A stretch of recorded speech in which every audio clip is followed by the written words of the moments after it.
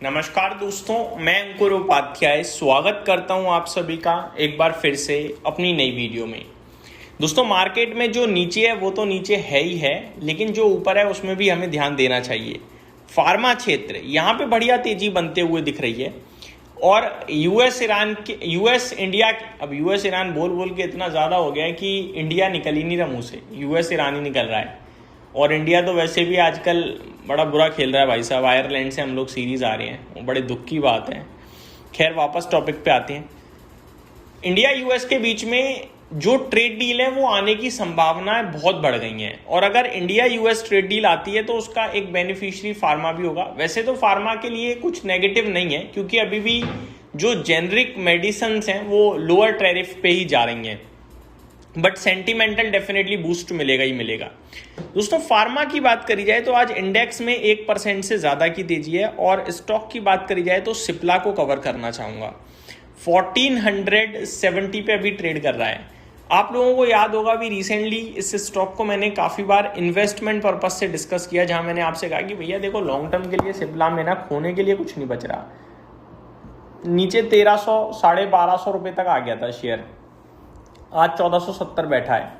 आप क्वालिटी पे फोकस करोगे, क्वालिटी आपको रिवॉर्ड करेगी। इस शेयर में बहुत पोटेंशियल है, और ये शेयर मतलब बीते 10-12 साल के लोएस्ट पीई पे ट्रेड चला गया था, तो वहाँ से रिकवरी आ रही है, बहुत अच्छी बात है। अभी तक अर्निंग्स का सपोर्ट उतना नहीं आया है, क्योंकि बीते 2-3 क्वार्टर से हम देख रहे हैं अर्निंग्स में डिसअपॉइंटमेंट थी, लेकिन अब धीरे धीरे स्टॉक रिबाउंड कर रहा है।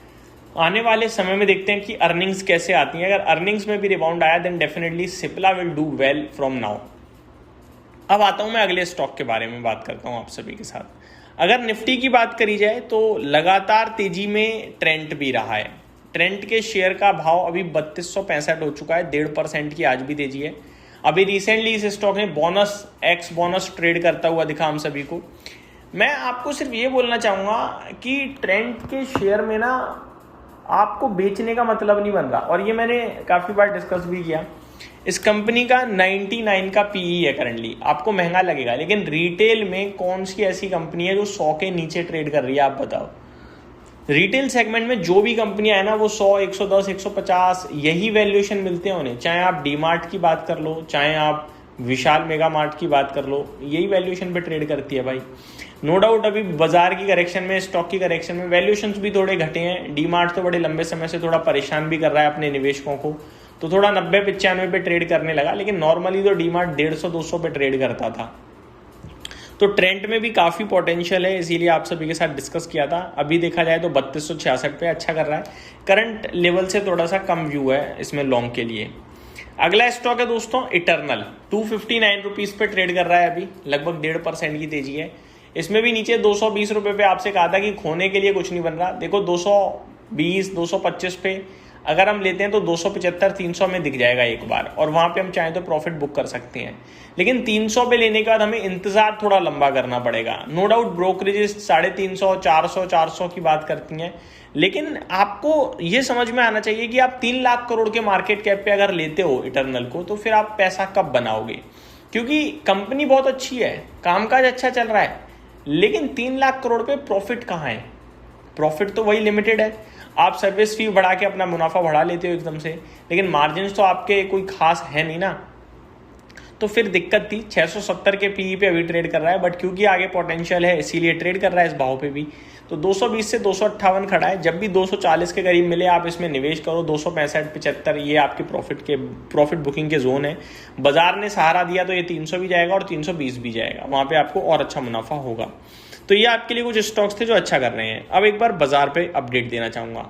निफ्टी स्टिल 24,000 के नीचे 23,950 पे ट्रेड कर रहा है। मैं एक बार फिर यही सेम चीज़ रिपीट करता हूँ, जितनी ज़्यादा देर 24,000 के नीचे हैं परेशानी है, जितनी ज़्यादा देर। अब सुबह से हम जब से 24,000 के नीचे निकले हैं 23,950 के पास ट्रेड कर रहे हैं, कोई मूवमेंट नहीं आ रही। 10 पॉइंट्स के दायरे में निफ्टी घूम रहा है। अब 23,950 के नीचे या 23,950 पे होना ये कोई मतलब वैल्यू नहीं रखता। किसी वक्त हम 23,900 पे आ सकते हैं।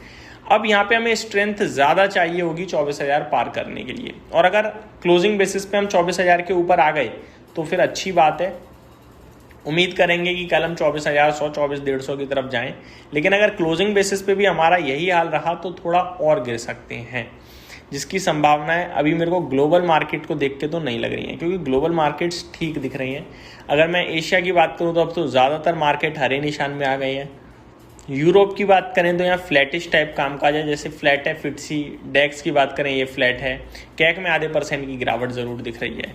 नेस्डेक फ्यूचर्स और डाउ फ्यूचर्स की अगर मैं आप सभी के साथ अपडेट शेयर करूँ एक बार, तो नेस्डेक फ्यूचर्स 350 पॉइंट ऊपर है और डाउ फ्यूचर्स 200 पॉइंट ऊपर है, तो चौतरफा हरियाली दिख रही है, नेगेटिविटी तो कहीं भी नहीं दिख रही।